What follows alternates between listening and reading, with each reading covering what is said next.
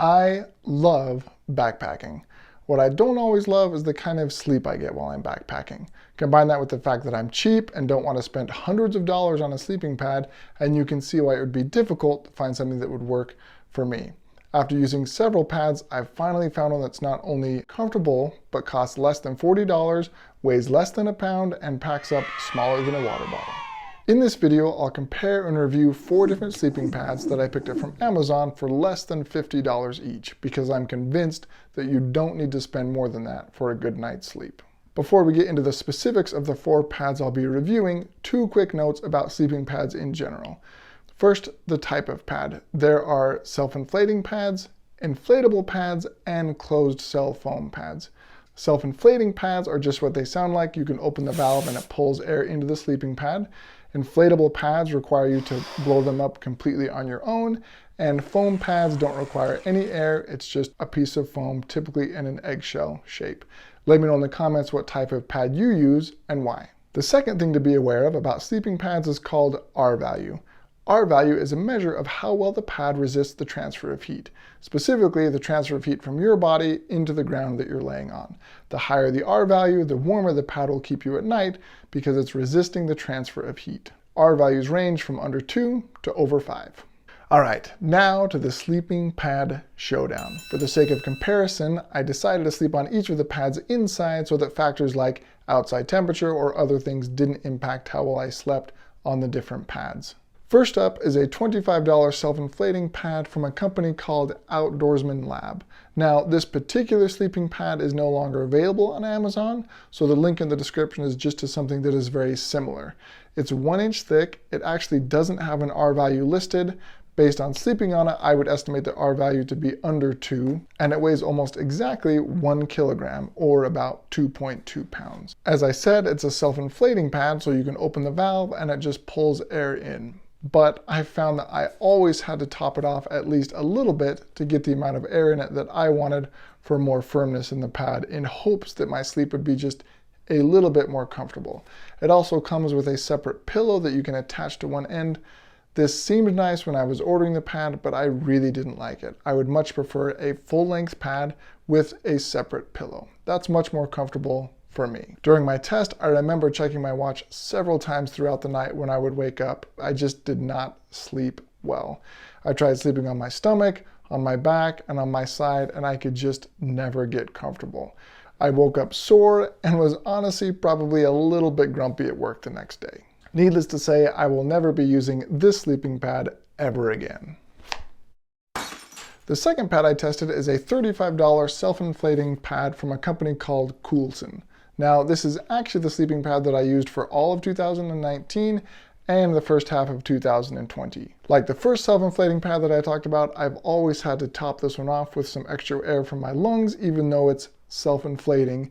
And actually, I don't know if you can see in the pictures, but one of the valves is now broken and the pillow attachment is continuously pulling air in. It cannot be closed. This pad is 1.5 inches thick and claims an R-value of 4, but I've slept on this pad in sub-zero temperatures and really doubt that it's actually that high.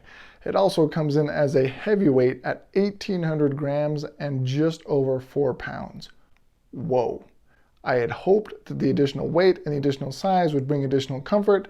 Unfortunately, I was disappointed. During the test, although I slept a little better than the first pad that we talked about, I still could not sleep on my side. Stomach and back was okay, but on my side, I could definitely feel the ground underneath my shoulder and underneath my hip. I remember waking up a few times, and even though it wasn't as bad as the first pad, I really hoped that there was something better and lighter. The third pad I tested is a $45 closed cell foam pad from a company with a long history of making high quality sleeping pads, the Therm-a-rest Z Lite Sole. I picked this up halfway through 2020 after seeing it on the packs of so many experienced backpackers. I figured it had to be awesome and I was willing to give it a try. This pad is 3/4 inch thick and has an R-value of 2. Since it's a foam pad, it's obviously much bulkier than inflatable pads, but still impressively light at about 440 grams, which is less than a pound. When sleeping on this pad, my experience was fairly similar to the previous self-inflating pad. It wasn't too bad on my stomach or on my back, but when on my side, I could feel the ground underneath my shoulder and my hip. But it was still my preference for the rest of the 2020 backpacking season because it was a quarter the weight of my previous pad. The other thing I like about this pad is it gives me some comfort in the durability department. I don't have to worry about popping a hole in my sleeping pad, especially when I bring the dogs.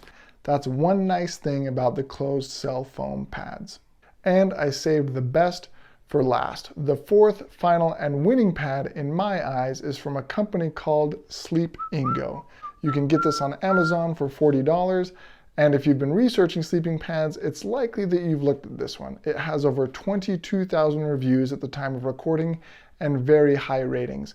I figured at the price point, it couldn't live up to the hype, but I was definitely wrong. It's a 2-inch thick inflatable pad with an R value of 2 and comes in as a featherweight at just 400 grams or 14 ounces. But it doesn't matter how light it is if I can't sleep on it. But even there, this pad is the clear winner. I could sleep on my stomach, on my back, and even on my side, and I slept so much better on this pad when compared to any other sleeping pad that I've ever used. Something about the way that the air is distributed through the stitching pattern just makes me feel like I'm being cradled. Don't get me wrong, it's definitely not my bed at home, but for backpacking, this pad is extremely comfortable and at a fantastic price of only $40. The one thing I'm concerned about is the durability, and specifically because I like to take my dogs backpacking. The material doesn't feel super thick, so I'm a little worried about whether them stepping on it could cause a puncture. We'll see how well this holds up to backpacking with two 50-pound huskies. In summary, as I've said in previous videos about backpacking gear, there are typically 4 areas that I think about: weight, packability, functionality, and cost. Here's a table with how I would rate each of the pads we looked at on a scale from 1 to 5, 5 being the best, 1 being the worst. I'm sure it's quite clear that the Sleepingo is by far the winner of this sleeping pad showdown. I would give it a 5 in all categories except maybe the functionality, only because I'm a little bit cautious about the durability with my dogs. But weight, less than a pound. Packability, smaller than a water bottle. And cost, $40. It does not get much better than the Sleepingo. If you found this helpful, let me know in the comments below or by hitting the like button. I would greatly appreciate it.